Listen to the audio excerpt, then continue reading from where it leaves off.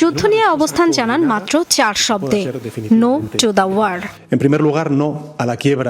পরের বাক্যেই মনে করিয়ে দেন, বিশ্ব, ইউরোপ এবং স্পেন এমন পরিস্থিতিতে আগেও দাঁড়িয়েছিল। মধ্যপ্রাচ্যের এক যুদ্ধে স্পেনকেও জড়িয়ে ফেলেছিল যুক্তরাষ্ট্র।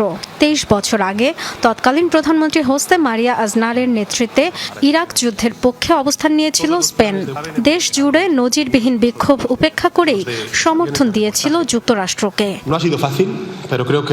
পরবর্তীতে দেখা গেছে সম্পূর্ণ ভুল তথ্যের ভিত্তিতে ইরাকে আগ্রাসন চালিয়েছে যুক্তরাষ্ট্র, যা আরও অস্থিতিশীল করেছে মধ্যপ্রাচ্যকে, উস্কে দিয়েছে সন্ত্রাসবাদকে, আরও অনিরাপদ করেছে ইউরোপকে, যার কুফল ভোগ করতে হয়েছে স্পেনকেও।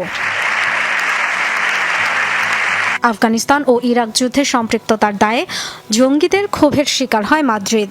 2004 সালে ট্রেনে বোমা হামলায় প্রাণ যায় 191 জনের, আহত হয় প্রায় 2000। ওই ঘটনার পর হোসে মারিয়া প্রশাসনের বিরুদ্ধে জনগণের ক্ষোভ পৌঁছায় তুঙ্গে। সানচেজের নো টু ওয়ার বার্তা সেই পুরনো স্মৃতিকেই সামনে আনছে, যেখানে ইরাক যুদ্ধকে দেখা হয় একটি ব্যর্থ ও বিতর্কিত অধ্যায় হিসেবে। সরকারের কৌশলগত ও নৈতিক ব্যর্থতার জন্ম দেয় জাতীয় ট্রমার, তাই সেই ভুলের পুনরাবৃত্তি করতে নারাজ বর্তমান স্প্যানিশ সরকার। ইরান যুদ্ধের শুরুতেই জানিয়ে দিয়েছে তাদের ঘাঁটি ব্যবহার করতে পারবে না যুক্তরাষ্ট্র। ট্রাম্পের সমালোচনা আর বাণিজ্যিক সম্পর্ক ছিন্নের হুমকির তোয়াক্কা না করে এবার আকাশসীমা ব্যবহারেও দিয়েছে নিষেধাজ্ঞা। শুরু থেকেই বলেছিলাম, ইরান যুদ্ধের জন্য আমাদের ঘাঁটি ব্যবহারের অনুমতি দেব না। মার্কিন সরকারকে স্পষ্ট করেছি, ঘাঁটির পাশাপাশি আমাদের আকাশসীমাও ব্যবহার করতে দেব না।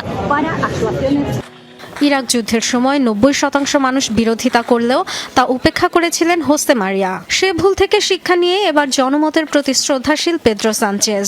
এর আগেও স্রোতের বিপরীতে দাঁড়িয়ে ফিলিস্তিন রাষ্ট্রের স্বীকৃতি দিয়েছিলেন সানচেজ। জরিপ বলছে এমন সিদ্ধান্তের পর তার জনপ্রিয়তা বেড়েছিল কয়েক পয়েন্ট। তাই সানচেজের এবারের যুদ্ধবিরোধী অবস্থান আগামী বছর নির্বাচনে এগিয়ে রাখতে পারে তাকে।